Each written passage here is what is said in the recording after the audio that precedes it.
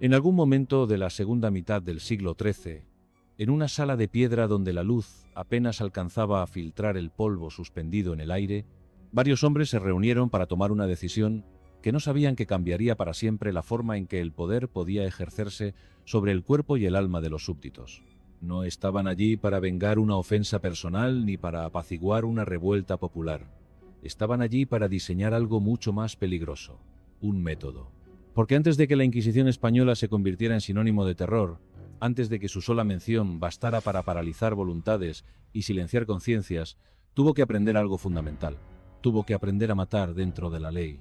No con la furia del verdugo improvisado ni con la pasión de la turba enfurecida, sino con la frialdad metódica de quien sabe que cada gesto, cada palabra, cada firma en un pergamino será observado, registrado y reproducido. Lo que estaba a punto de ocurrir no era simplemente un juicio, era un ensayo, un laboratorio donde se probaría por primera vez si era posible transformar la violencia en liturgia, el castigo en ceremonia, la muerte en precedente. Y el resultado de ese ensayo determinaría el destino de miles de personas durante los siglos venideros. Pero para entender por qué ese primer proceso fue tan decisivo, es necesario retroceder. España, en las décadas anteriores a la instauración formal de la Inquisición, era un territorio fragmentado donde convivían con tensión creciente cristianos, judíos y musulmanes. La reconquista avanzaba lentamente, y con cada nuevo territorio ganado surgían nuevas preguntas sobre cómo gobernar a poblaciones heterogéneas que no compartían la misma fe. El poder eclesiástico, siempre en expansión, comenzó a detectar una amenaza que no provenía necesariamente de enemigos externos, sino de las fisuras internas. La herejía, entendida no solo como desviación doctrinal sino como cuestionamiento del orden establecido, empezó a verse como el verdadero enemigo. Porque un infiel podía ser convertido o expulsado, pero un hereje era algo mucho más peligroso. Era alguien que había conocido la verdad y había decidido rechazarla. Era un traidor interno. Y los traidores internos son siempre más temidos que los enemigos declarados. La justicia medieval, hasta ese momento, era un asunto brutal pero desorganizado. Los castigos públicos servían más como espectáculo que como disuasión sistemática. Un hombre podía ser colgado por robar pan, mientras otro escapaba de una acusación de asesinato simplemente porque tenía los contactos adecuados o el dinero suficiente. No había protocolos claros, ni registros exhaustivos, ni una cadena de mando que garantizara coherencia. La violencia estaba presente, desde luego, pero era una violencia errática, emocional, que dependía del humor del señor feudal o del clamor popular. Y eso era precisamente lo que el poder eclesiástico consideraba inaceptable. No porque fuera cruel, sino porque era ineficiente. Un sistema represivo efectivo no puede depender del azar ni de las pasiones momentáneas. Debe ser predecible, repetible, institucionalizado. Debe convertir el miedo en algo permanente, no en un estallido ocasional. Y para eso era necesario crear algo que nunca antes había existido con esa sofisticación.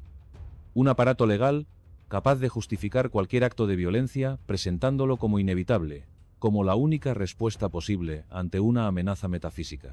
Fue en ese contexto donde apareció el nombre de un hombre cuya identidad exacta se ha perdido en los pliegues del tiempo, pero cuyo perfil podemos reconstruir con precisión. No era un noble poderoso ni un criminal notorio. Era alguien intermedio, alguien cuya posición social lo hacía vulnerable pero no insignificante. Quizás era un converso, un judío que se había convertido al cristianismo décadas atrás, pero que nunca había logrado borrar del todo las sospechas que rodeaban su pasado. O tal vez era un cristiano de toda la vida que había cometido el error de cuestionar en voz alta algún dogma, de dudar de alguna práctica eclesiástica, de mostrar demasiada curiosidad intelectual en tiempos donde la curiosidad empezaba a ser vista como peligrosa. Lo que sabemos es que las acusaciones contra él eran suficientemente graves como para justificar un proceso formal, pero también suficientemente vagas como para permitir interpretaciones. Se le acusaba de herejía, término que en aquella época podía significar casi cualquier cosa. Desde negar la divinidad de Cristo hasta simplemente preferir ciertos rituales sobre otros, desde practicar ritos judíos en secreto hasta haber expresado dudas sobre la infalibilidad papal. Lo crucial no era determinar si era culpable o inocente.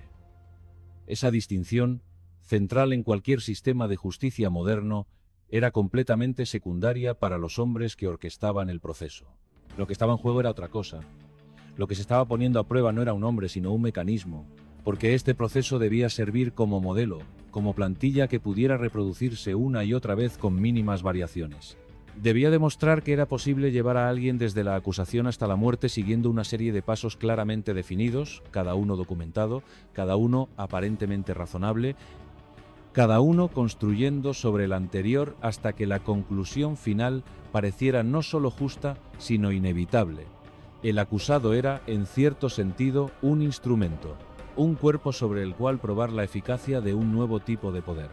Los interrogatorios comenzaron con una meticulosidad que resultaba inquietante.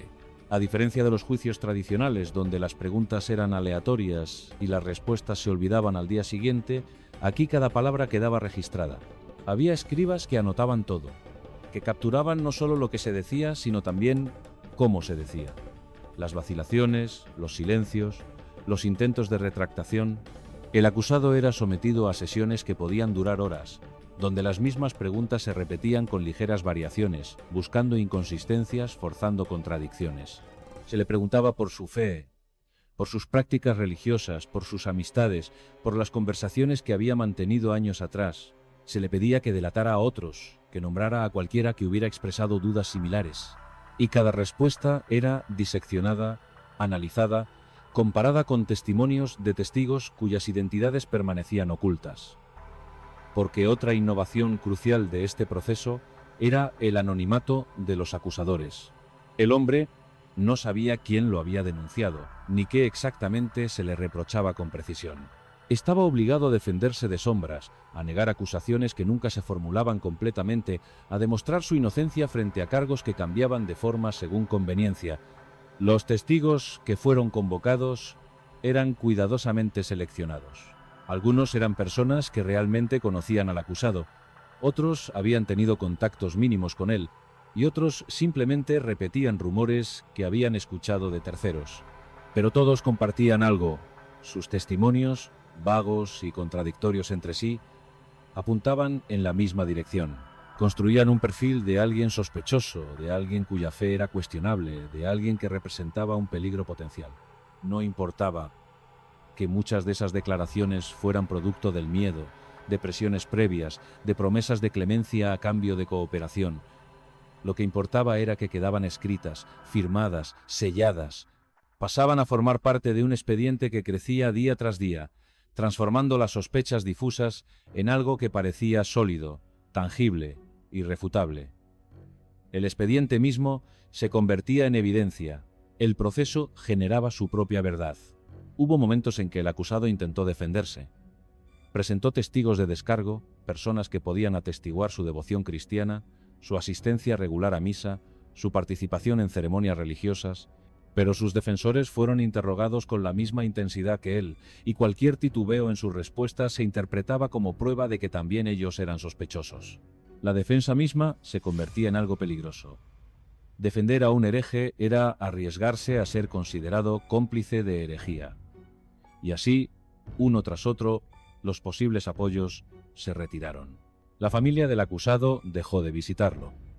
Sus amigos evitaban mencionar su nombre. Se fue quedando solo, no porque nadie creyera en su inocencia, sino porque el sistema había creado una situación donde la solidaridad se castigaba tanto como el crimen original. Mientras tanto, en las sombras de ese proceso visible, algo más estaba ocurriendo. Los clérigos responsables del juicio se reunían regularmente para discutir no solo el caso específico, sino las implicaciones más amplias. Tomaban notas sobre qué estrategias funcionaban mejor para extraer confesiones. Debatían sobre cuánta presión aplicar y en qué momento. Experimentaban con diferentes formas de redactar las acusaciones para maximizar su impacto. Observaban cómo reaccionaba el acusado ante diferentes tipos de interrogatorio. Era, en el sentido más literal, un experimento. Un estudio sobre cómo desmontar la resistencia de un ser humano utilizando únicamente palabras, procedimientos y la amenaza implícita de lo que podría venir después. No necesitaban torturarlo todavía, aunque esa herramienta se incorporaría más tarde al arsenal inquisitorial. Por ahora bastaba con el agotamiento, con la confusión, con la sensación creciente de que no había forma de escapar, de que el resultado ya estaba decidido antes de que el proceso comenzara. Y entonces llegó el momento que todos esperaban, pero nadie se atrevía a mencionar abiertamente. El momento en que el sistema tuvo que decidir si estaba dispuesto a cruzar la línea definitiva. Porque hasta ese instante todo había sido teoría.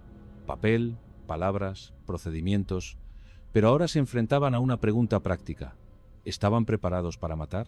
No en el calor de la batalla ni en un arrebato de furia, sino fríamente, metódicamente, siguiendo un protocolo establecido. ¿Podían transformar la ejecución en un acto administrativo más? Las reuniones se volvieron más tensas. Había quienes argumentaban que una condena a muerte en este caso sería prematura, que era mejor empezar con castigos menores, con prisión perpetua o confiscación de bienes. Pero otros, los que entendían mejor el objetivo real del proceso, insistían en que cualquier señal de debilidad sería interpretada como vacilación. Y un sistema que vacila es un sistema que puede ser desafiado. Si el primer proceso terminaba con una sentencia blanda, sentaría un precedente peligroso. Daría la impresión de que la herejía era negociable, de que había espacio para el perdón, de que las amenazas metafísicas podían tratarse con indulgencia. Y eso era exactamente lo contrario de lo que pretendían construir.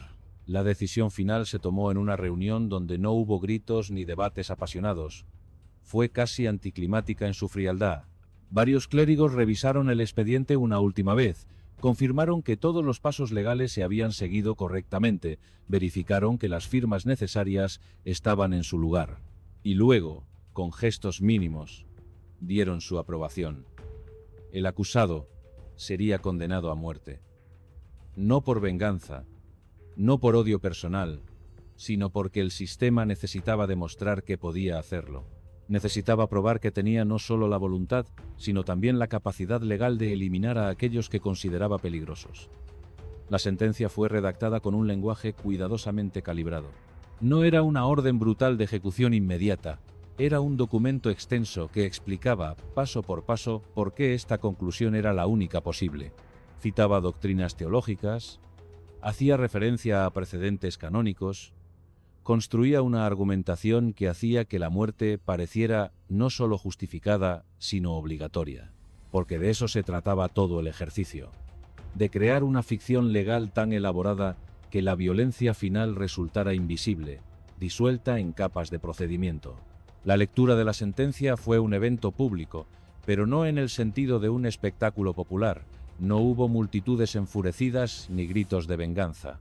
Fue una ceremonia sobria, casi silenciosa, donde representantes de la autoridad secular y eclesiástica se reunieron para presenciar un momento histórico que pocos comprendían en su verdadera dimensión. El acusado fue traído encadenado, demacrado tras meses de interrogatorios y confinamiento. Ya no intentaba defenderse. Quizás había comprendido finalmente que nunca había tenido una oportunidad real, o quizás simplemente estaba demasiado agotado para seguir luchando.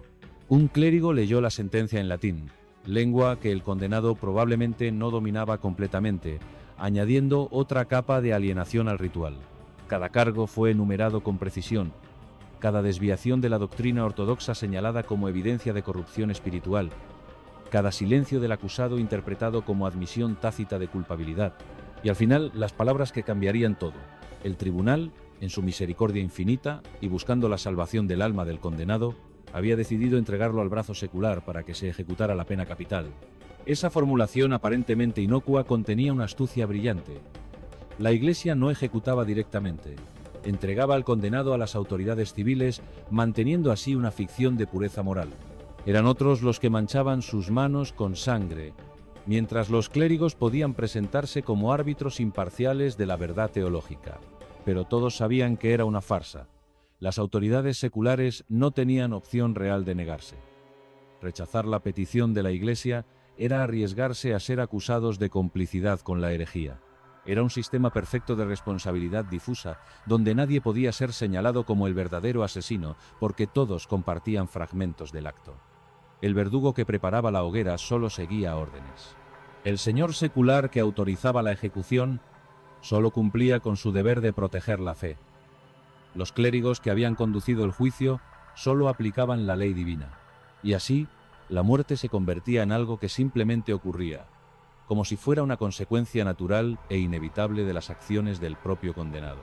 La ejecución en sí fue rápida, no porque hubiera compasión, sino porque el propósito no era causar sufrimiento prolongado, sino demostrar eficiencia. El hombre fue llevado a un lugar público, pero no central. Suficiente gente para que el mensaje se difundiera, pero no tanta como para crear una sensación de carnaval. Fue atado a un poste mientras se acumulaban leña y ramas a su alrededor. Hubo un último intento de obtener una confesión, una retractación final que pudiera grabarse para la posteridad. El condenado dijo algo, pero sus palabras se perdieron en el viento. Quizás confesó, quizás mantuvo su inocencia hasta el final. No importaba ya. Las llamas fueron encendidas con la misma eficiencia burocrática que había caracterizado todo el proceso. No hubo ceremonias elaboradas, no hubo discursos dramáticos, solo un acto que debía completarse para que el sistema pudiera continuar perfeccionándose. Y cuando todo terminó, cuando las cenizas fueron dispersadas y la multitud se retiró en silencio, los clérigos responsables se reunieron nuevamente, no para celebrar, sino para evaluar, porque ese era el verdadero propósito de todo el ejercicio. Habían completado el primer ciclo completo: acusación, investigación, juicio, sentencia, ejecución. Y ahora era momento de analizar cada paso, de identificar qué había funcionado y qué necesitaba refinamiento. Tomaron notas detalladas. Discutieron sobre cómo los interrogatorios podrían ser más efectivos si se estandarizaban ciertas preguntas. Reflexionaron sobre la importancia de mantener al acusado aislado para evitar que construyera una narrativa coherente de defensa. Debatieron sobre el equilibrio óptimo entre mantener la apariencia de imparcialidad y asegurar el resultado deseado. Era una lección de eficiencia institucional. Habían aprendido que un sistema represivo no puede depender del carisma de individuos particulares ni de circunstancias excepcionales. Debe ser reproducible por cualquier funcionario competente en cualquier lugar. Y para eso necesitaban protocolos, manuales, reglas claras que pudieran enseñarse y transmitirse. En los meses siguientes comenzaron a formalizarse esos protocolos. Se crearon formularios estándar para las acusaciones.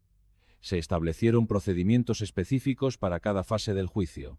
Se definieron las cualificaciones necesarias para quienes actuarían como inquisidores. Se determinó con precisión qué tipos de evidencia eran aceptables y cómo debían documentarse.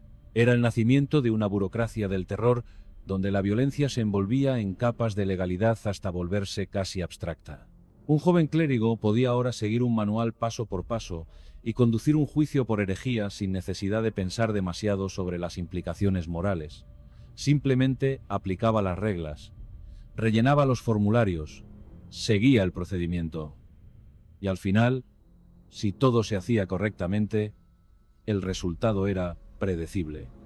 El sistema funcionaba. Las consecuencias sociales fueron inmediatas y profundas.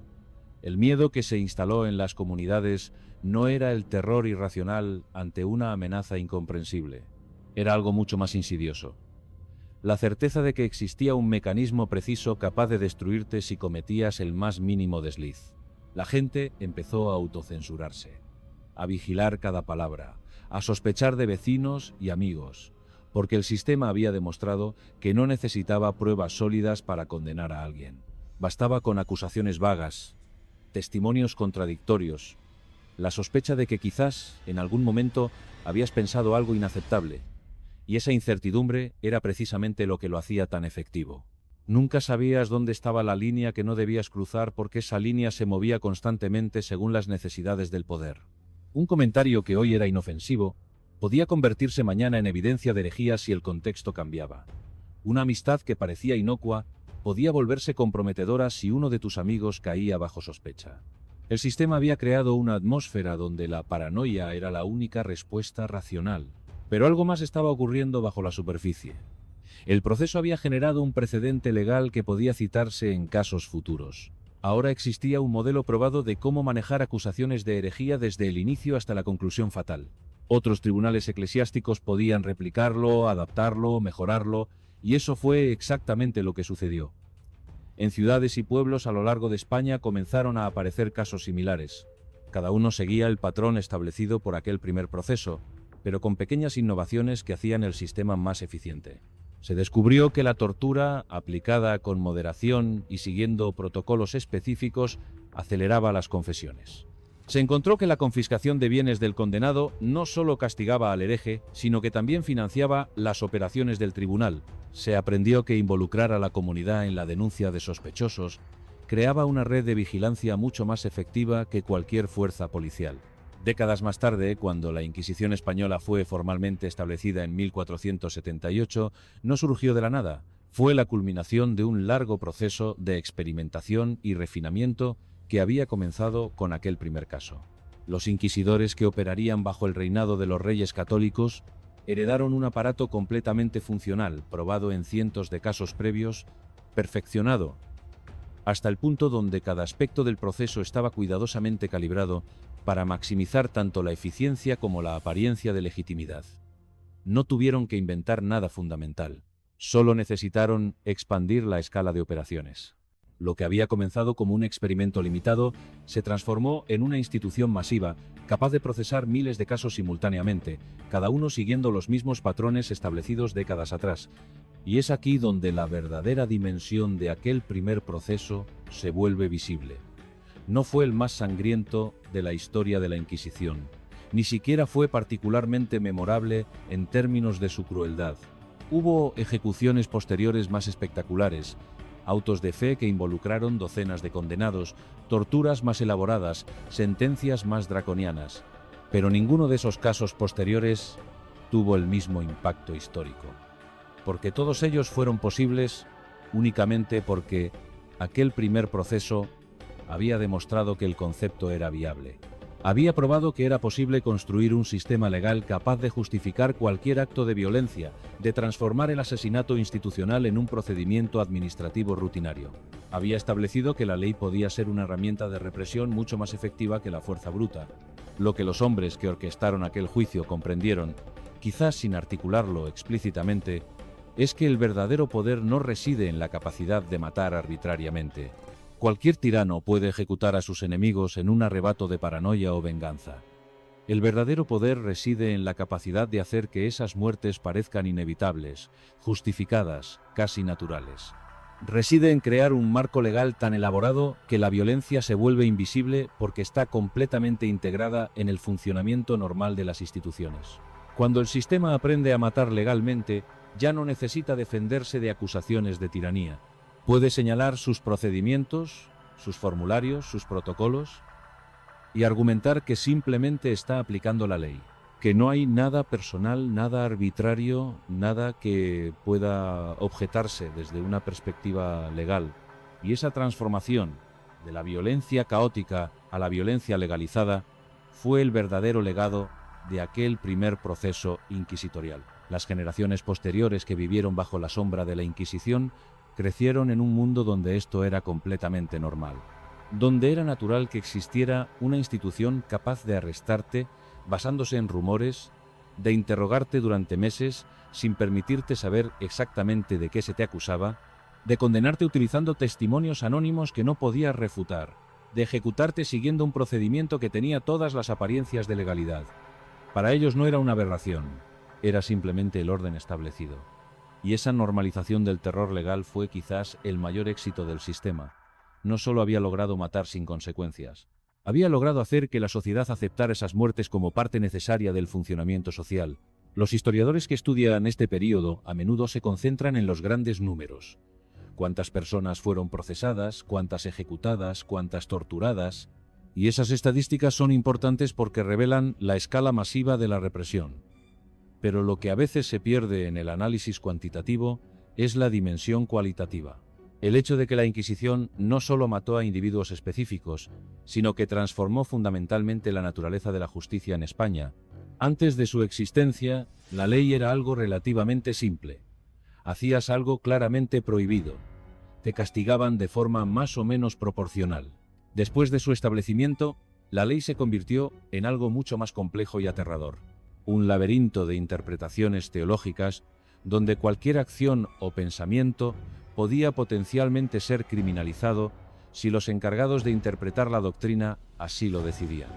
No había forma de estar seguro de tu inocencia porque los criterios de culpabilidad eran deliberadamente vagos y cambiantes. Aquel primer condenado, cuyo nombre exacto se ha perdido en los archivos polvorientos de la historia, no podía saber que su muerte tendría estas consecuencias.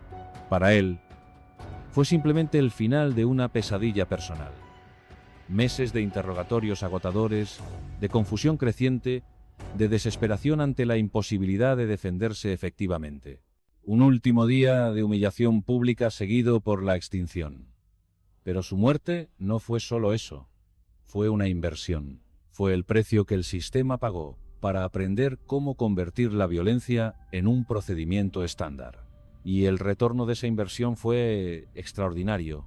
Siglos de dominio institucional basado en el miedo, generaciones de personas que vivieron autocensurándose constantemente, una cultura de delación y sospecha que penetró en cada aspecto de la vida social. ¿Puede una sola sentencia cambiar la historia de un país? La pregunta parece casi absurda cuando se formula en abstracto. Una decisión judicial individual, entre miles que se toman cada año, parece demasiado insignificante para tener un impacto histórico duradero. Pero la historia de aquel primer proceso inquisitorial demuestra que la respuesta es sí, siempre que esa sentencia establezca un precedente que luego se replica, se refina y se expande. Aquel tribunal no solo decidió el destino de un hombre, decidió el destino de un sistema judicial completo. Estableció que era posible, legal y aceptable que la Iglesia, en colaboración con el poder secular, llevara a cabo ejecuciones basándose en interpretaciones teológicas. Y una vez que ese principio quedó establecido, todo lo demás fue simplemente una cuestión de escala. Lo verdaderamente inquietante de esta historia no es la crueldad individual de los inquisidores ni la injusticia del proceso específico. Es la revelación de que la violencia institucionalizada puede construirse metódicamente, paso por paso, precedente tras precedente, hasta crear una maquinaria de represión que opera con la eficiencia de cualquier otra burocracia. El primer inquisidor que firmó aquella sentencia de muerte probablemente experimentó dudas, quizás incluso remordimientos. Pero los inquisidores que vinieron después ya no necesitaban dudar. Simplemente seguían el procedimiento establecido. La violencia se había rutinizado, despersonalizado, convertido en un aspecto más de su trabajo administrativo. Y esa transformación psicológica donde personas ordinarias pueden participar en atrocidades simplemente porque están siguiendo protocolos establecidos, es quizás la lección más perturbadora de toda esta historia. Cuando observamos los siglos de operación de la Inquisición española, con sus miles de víctimas y su impacto devastador en la cultura intelectual del país, es fácil verla como una aberración, como un desvío inexplicable hacia la barbarie. Pero esa perspectiva pierde de vista algo fundamental. La Inquisición no fue una ruptura con la legalidad, sino una evolución de ella. Fue el resultado lógico de permitir que el poder religioso y secular se fusionaran en la creación de un sistema judicial que priorizaba el control ideológico sobre cualquier otra consideración. Y ese primer proceso, aparentemente menor en el gran esquema histórico, fue el momento donde se cruzó el umbral, donde se demostró que era posible hacerlo, donde se estableció que el sistema no solo podía amenazar con violencia, sino ejecutarla sistemáticamente. Las víctimas posteriores de la Inquisición, desde los judeoconversos perseguidos por mantener secretamente sus tradiciones, hasta los intelectuales acusados de cuestionar dogmas establecidos, todas ellas caminaron por un camino que había sido pavimentado décadas o siglos antes por aquel primer condenado. Su muerte fue el prototipo que hizo posibles todas las demás. Fue el momento donde el terror dejó de ser esporádico y se volvió sistemático, donde la violencia dejó de ser una respuesta reactiva y se convirtió en una política proactiva, donde el castigo dejó de ser proporcional al crimen y se transformó en una herramienta de ingeniería social diseñada para moldear el pensamiento y el comportamiento de poblaciones enteras. Y quizás lo más perturbador es comprender que este patrón no es único de la Inquisición española ni de la época medieval. A lo largo de la historia, una y otra vez, hemos visto cómo sistemas represivos se construyen siguiendo procesos similares. Comienzan con casos individuales que establecen precedentes, desarrollan procedimientos que dan apariencia de legalidad a la violencia, crean burocracias que despersonalizan la crueldad, normalizan gradualmente prácticas que inicialmente habrían sido consideradas inaceptables. Y siempre hay un primer caso, un momento inicial donde el sistema prueba si puede salirse con la suya. Un momento donde decide si tiene el poder y la determinación necesarios para cruzar la línea definitiva. Aquel primer proceso inquisitorial fue exactamente eso, una prueba de poder. El sistema preguntándose a sí mismo si estaba listo para hacer lo que sabía que era necesario para consolidar su autoridad. Y la respuesta, demostrada a través de siglos de operación posterior, fue un sí rotundo. El sistema estaba listo, había aprendido a matar. Había descubierto cómo envolver esa violencia en suficientes capas de procedimiento legal como para hacerla parecer inevitable. Había desarrollado la capacidad de transformar el asesinato institucional en un acto administrativo rutinario. Y una vez que un sistema de poder adquiere esa capacidad y demuestra su disposición a usarla, cambia fundamentalmente la naturaleza de su relación con los súbditos. Ya no gobierna solo a través del consenso o la tradición. Gobierna a través del miedo calculado, de la certeza de que desafiar el orden establecido puede resultar no solo en castigo, sino en aniquilación legal. El legado de aquel primer proceso se extendió mucho más allá de las fronteras de España. Otros países observaron el modelo inquisitorial español y lo adaptaron a sus propias necesidades. La idea de que podía existir un tribunal especial dedicado específicamente a cuestiones de ortodoxia religiosa, con poderes extraordinarios y procedimientos secretos, se exportó a través de Europa y las colonias. Cada nueva iteración aprendió de las anteriores, refinando técnicas, mejorando la eficiencia, expandiendo el alcance. Lo que había comenzado como un experimento limitado en la península ibérica se convirtió en un modelo global de cómo el poder podía utilizar la ley para reprimir el disenso y controlar el pensamiento. Y en cada uno de esos lugares hubo un primer caso. Un momento inicial donde el sistema local tuvo que decidir si estaba dispuesto a dar el paso definitivo. Un individuo cuya muerte sirvió para probar que el concepto era viable. Personas cuyos nombres mayormente se han olvidado, pero cuyo sacrificio involuntario pavimentó el camino para miles de víctimas posteriores. Porque esa es la naturaleza perversa de los precedentes legales. Una vez establecidos, adquieren vida propia, se vuelven referencias obligadas, justificaciones automáticas. Si se hizo una vez, ¿por qué no hacerlo de nuevo? Si funcionó entonces, ¿por qué no repetirlo ahora? El primer caso se convierte en el argumento más poderoso para todos los casos subsiguientes. Los defensores del sistema inquisitorial, por supuesto, desarrollaron justificaciones elaboradas. Argumentaban que era necesario para proteger la pureza de la fe, que las almas de los herejes estaban en peligro y que era un acto de misericordia llevarlos ante un tribunal que podría potencialmente salvarlos a través de la confesión y el arrepentimiento. Que la herejía era como una enfermedad contagiosa que debía ser extirpada antes de que infectara a toda la comunidad. Todas estas racionalizaciones contenían suficiente lógica interna como para parecer coherentes, al menos para aquellos que ya estaban predispuestos a aceptarlas. Pero lo que estas justificaciones cuidadosamente no mencionaban era el elemento de poder puro. El hecho de que el sistema inquisitorial era fundamentalmente una herramienta para consolidar el control institucional sobre poblaciones potencialmente disidentes. Las consideraciones teológicas eran reales, sin duda, pero servían también como cobertura conveniente para lo que era esencialmente un proyecto de ingeniería política. Ese primer condenado no murió por sus creencias específicas, aunque eso fue lo que se alegó oficialmente. Murió porque el sistema necesitaba demostrar que podía matar. Necesitaba establecer su credibilidad como amenaza.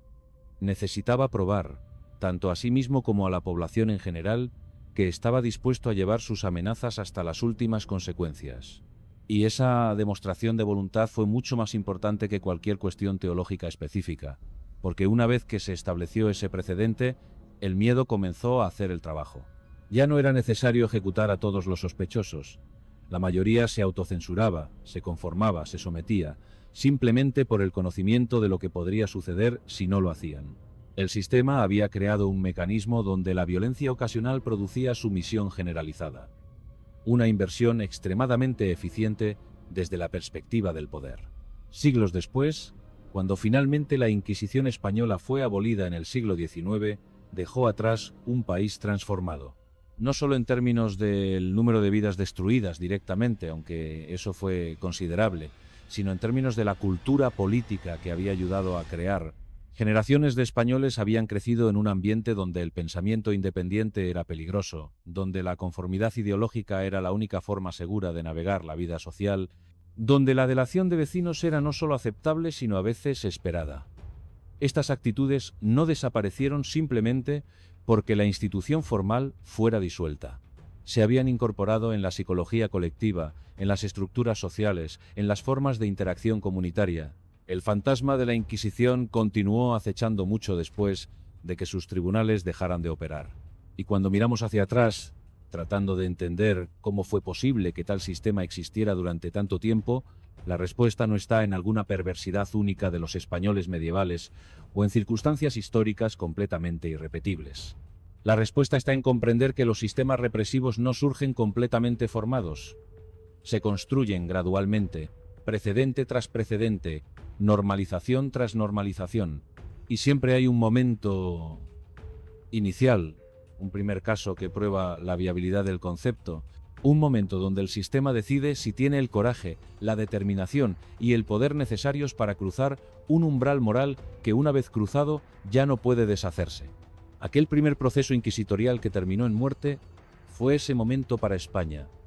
No fue el acto más dramático en la historia de la Inquisición, ni el más cruel, pero fue el más importante porque demostró que el concepto funcionaba, que era posible crear un aparato legal capaz de justificar cualquier acto de violencia, que la sociedad aceptaría ese sistema si se presentaba con suficiente solemnidad y apariencia de legitimidad, que el terror, cuando se administra metódicamente, puede ser una herramienta de gobierno extraordinariamente efectiva. Todas las atrocidades posteriores fueron simplemente aplicaciones del principio establecido en aquel momento fundacional. ¿Podría haberse evitado? ¿Había algo en las circunstancias específicas de aquella época y lugar que hizo inevitable el desarrollo de la Inquisición? ¿O por el contrario, fue el resultado de decisiones específicas tomadas por individuos concretos que podrían haber elegido de otra manera? Estas preguntas son imposibles de responder con certeza, pero importan menos de lo que podríamos pensar. Porque lo que la historia de aquel primer proceso realmente nos enseña no es sobre la inevitabilidad o contingencia histórica, es sobre la naturaleza del poder institucional y su capacidad para normalizarse a sí mismo. Una vez que se establece un precedente de violencia legal, adquiere momentum propio, se convierte en parte del paisaje institucional, y deshacerlo requiere un esfuerzo consciente y sostenido que rara vez ocurre hasta que el sistema ha existido el tiempo suficiente para causar un daño inmenso. Los clérigos que condujeron aquel primer juicio probablemente se consideraban hombres piadosos haciendo el trabajo de Dios. Es posible que algunos incluso creyeran sinceramente que estaban salvando almas al perseguir la herejía, pero sus intenciones subjetivas, fueran cuales fueran, son menos relevantes que el sistema objetivo que ayudaron a crear. Un sistema que sobreviviría a todos ellos, que operaría durante siglos después de sus muertes, que procesaría a decenas de miles de personas siguiendo los protocolos que ellos establecieron. En ese sentido, su legado no está en sus creencias personales, sino en la maquinaria institucional que construyeron, y esa maquinaria demostró ser extraordinariamente duradera precisamente porque había sido diseñada no en torno a individuos carismáticos, sino en torno a procedimientos reproducibles. Cuando el último registro de aquel primer proceso fue archivado, cuando las cenizas del condenado fueron dispersadas por el viento, cuando los testigos regresaron a sus casas y la plaza pública donde ocurrió la ejecución volvió a su funcionamiento normal, podría haber parecido que era simplemente otro episodio de violencia en una época violenta, pero no lo era. Era el nacimiento de algo nuevo y profundamente peligroso. Un sistema que había aprendido a transformar la violencia arbitraria en violencia sistemática, que había descubierto cómo hacer que el asesinato institucional pareciera no solo legal, sino moralmente necesario, que había probado que podía existir un tipo de justicia donde el veredicto precede al juicio y donde el proceso mismo es solo una actuación elaborada para legitimar una conclusión predeterminada. Ese día no murió solo un hombre, nació un sistema